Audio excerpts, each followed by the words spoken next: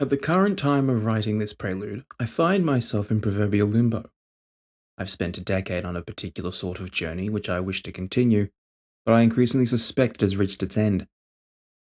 Feeling I have is not so dissimilar to how one feels when waiting for a train in a foreign country in which you don't speak the language. You bumble your way through ordering and paying for the ticket, triple and quadruple checking you've got the right one, feeling the eyes of the locals on your back waiting impatiently as another tourist holds up the line. Once you step onto the platform, you find it either largely empty or entirely packed as you alternate between sitting on your backpack or aimlessly walking around it. You look up at the time and platform designation, once again triple and quadruple checking you're in the right place at the right time.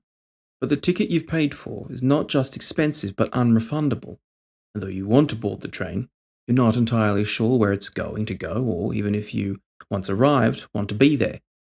Worse still, you don't even know whether the train will arrive on time or whether it will arrive at all. No action or set of actions can speed up the result, nor help you judge the probability of the outcome. All you can do is sit and wait and see. And you can only do that for as long as your money reserves allow. And as is so often the case when I find myself waiting, my mind turns to those philosophical questions which drew me into the discipline all those years ago. Given the time I have and the skills I've developed in thinking about such problems, now seems to be the perfect time for some personal reflection. So I want to think about life. What's most important in life? How should we live? What is good and why? What makes someone's life go best? What do we owe to each other? What is the meaning of my life? What have I learned? How have I changed and in what ways? Value is truth and reality? How can we know anything? How should we organize society? In other words, I want to clarify my thoughts about life and living with the maturity, life experience, and analytic skill I now have as a middle aged man. And I want to do so in the only way I know how, in writing philosophical essays. The philosophical tradition I am trained in is explicitly about argumentation, to provide an argument which consists of a series of premises which lead to a conclusion. If the premises are true, and the conclusion follows from the premises, then the conclusion is also true. Robert Nozick once described such philosophy as coercive, because it attempts to force a person to believe some conclusion against their own wishes. On pain of irrationality, you must accept the conclusion. In my younger years, I think I may have been partly enamored with philosophy because it was so combative. But now that I'm a little older and wiser, I find myself dissatisfied with doing philosophy in a coercive manner. It seems both unnecessarily brash, but also, I think, the wrong tool for the job. Sorts of questions I'm interested in are personal questions about life, value, and meaning. These aren't the sorts of questions in which you can coerce someone into believing some answer or other. And, indeed, the sorts of questions you shouldn't coerce someone into believing some answer for. In my own academic writings, I opted out of coercive philosophy and instead adopted Nozick's own style, which focuses upon explanations rather than proofs. Such a style focuses on providing explanations for why you believe some conclusion or another, rather than attempting to prove the conclusion to be true.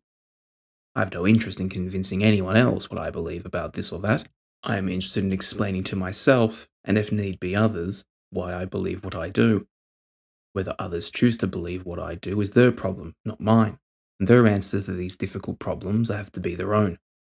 This way, the essays which belong to this series paint a sort of self-portrait, and, like any portrait, they require a sort of self-curation about what I want to project out into the world, what sort of questions I want to answer, or what sort of explanations I want to give.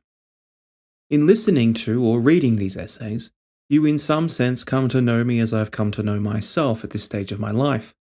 What is the point of someone else listening to or reading someone else's thoughts on the matters of life, value, and living? It is, I think, not so dissimilar to why we look upon actual self-portraits by artists. In seeing the other as they understand themselves, we too in turn see something about ourselves. Our eyes study theirs, paying attention to the colours they used and where and how their gaze is directed. Did they want us to pay attention to the mouth, the eyes, hair? What expression did they decide to show us? How did they choose to express that expression? A twinkle in the eye? The slight wrinkle around the mouth?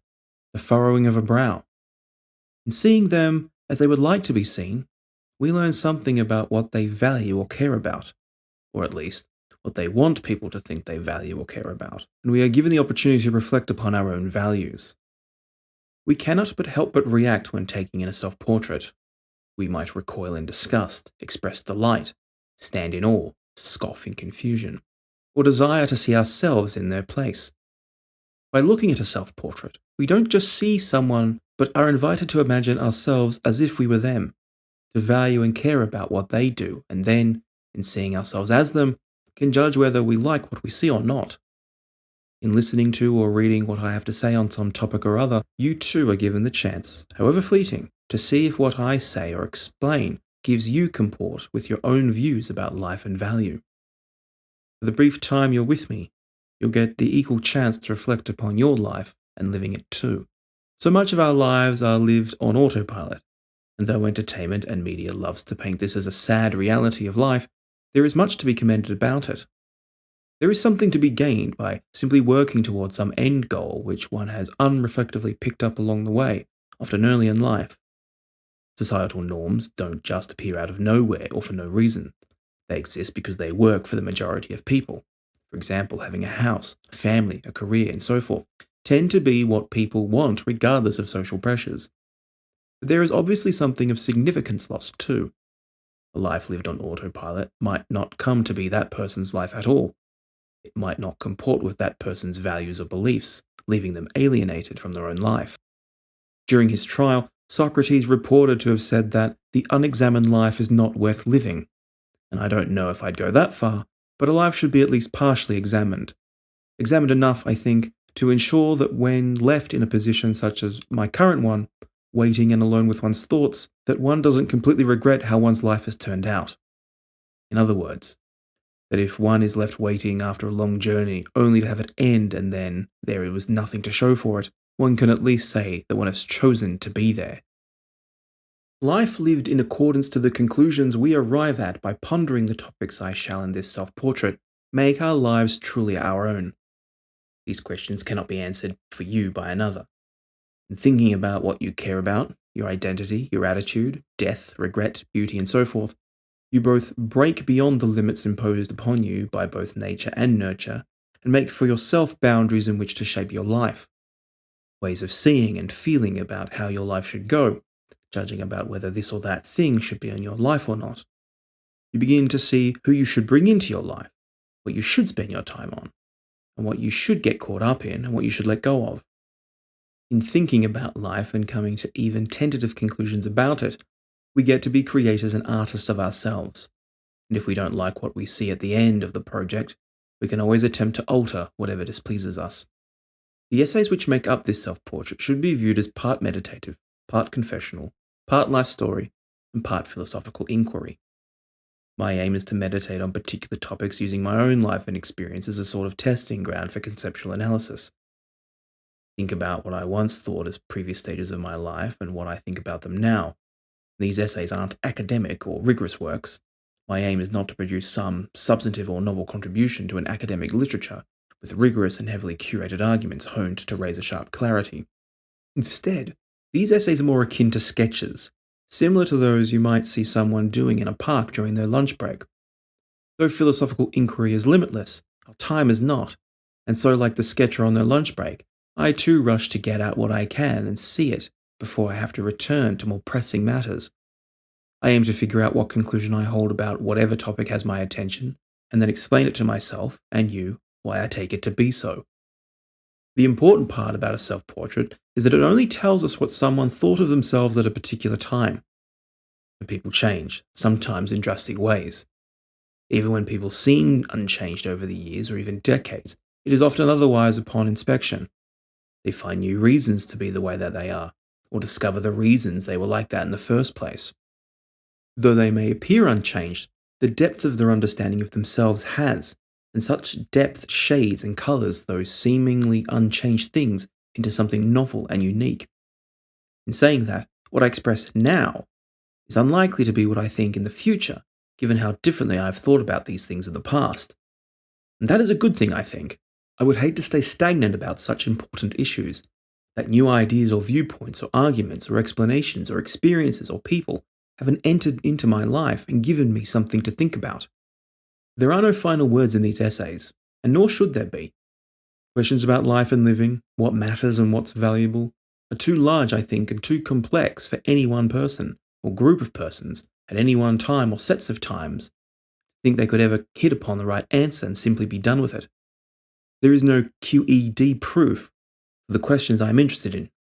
These essays are merely the reflections of a middle-aged man, halfway done with life, who wants to think about who he is and what he thinks now, who he once was and who he might be in the future. So, my hope, aside from working out my own thoughts about life and living, is to provide whoever might be listening to these something valuable. The chance to come to their own conclusions about the topics I'll raise and discuss in this series, and concoct their own explanations for why they think what they do. You might come to completely agree or disagree with me. You might find my reflections interesting or curious, much in the same way we find outsider art to be. You might simply like the sound of my voice or style of writing. Like I said before, a self-portrait invites an onlooker to not just see the artist as they see themselves, but also reflect upon how the outlooker understands themselves too. I merely paint a picture. It's up to you, the interpreter, to judge what you see and what, if anything, it means.